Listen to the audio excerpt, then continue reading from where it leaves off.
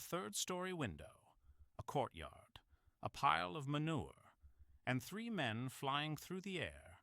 On May 23, 1618, at Prague Castle, a group of Bohemian Protestant nobles stormed into the Bohemian chancellery and committed one of the most audacious acts in early modern European history. They threw 2 Catholic royal governors and their secretary out the window. They fell nearly 70 feet. All 3 survived. The event, known as the Second Defenestration of Prague, didn't just shock the imperial court. It ignited a war that would last 30 years and claim over 8 million lives across Europe. To understand why men were hurled from a window, we have to go back a decade. In 1609, Emperor Rudolf II issued the Letter of Majesty, granting Bohemian Protestants the right to worship freely within the Habsburg Empire. But by 1617, the Catholic Ferdinand of Styria, soon to become Emperor Ferdinand II, began reversing those liberties. Protestant chapels were shut down, churches seized, and local Protestants were ignored or punished when they complained. Tensions simmered.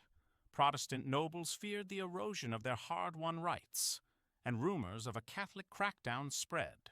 Bohemia was a powder keg, and Ferdinand's refusal to compromise handed the Protestants a fuse. On the morning of May 23rd, around 9 a.m., Count Jindřich Matyáš Thurn and a delegation of armed Protestant nobles confronted the imperial regents, Jaroslav Božita of Martinitz and Vilém Slavata of Chlum, in the chancellery at Prague Castle. The Protestants demanded to know why their religious freedoms were being violated. The regents replied they were simply enforcing imperial orders. That was enough. The nobles declared the men guilty and sentenced them without trial. Then, in front of stunned onlookers, they dragged Martinitz and Slavata to the window and threw them out. A secretary, Philip Fabricius, tried to intervene. He was thrown out too. A 70-foot fall awaited them.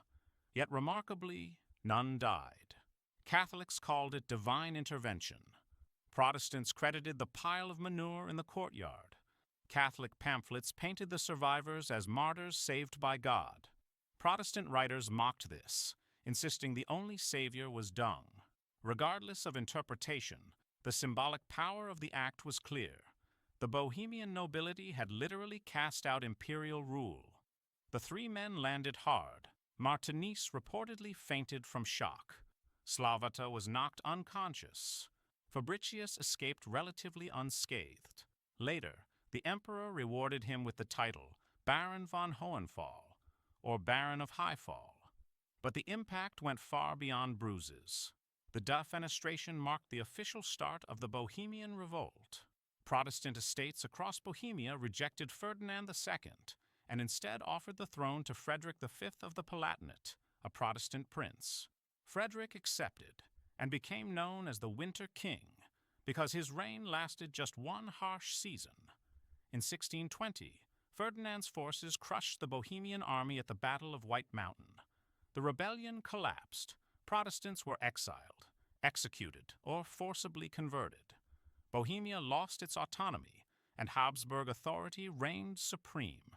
But that was just the beginning. The conflict spiraled outward, drawing in Spain, France, Sweden, Denmark, and countless smaller states. The 30 Years' War had begun, not just over religion, but over power, territory, and political survival. Central Europe would become a wasteland of ruined cities, starving peasants, and shifting alliances.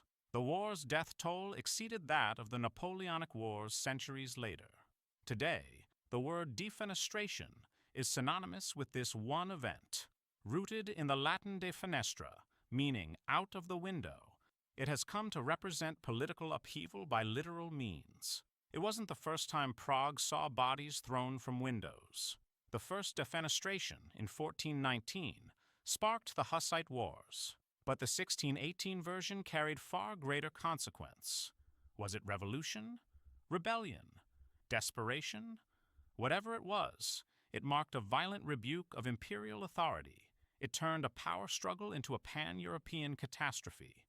And it began with the simplest of acts: opening a window and pushing history out of it.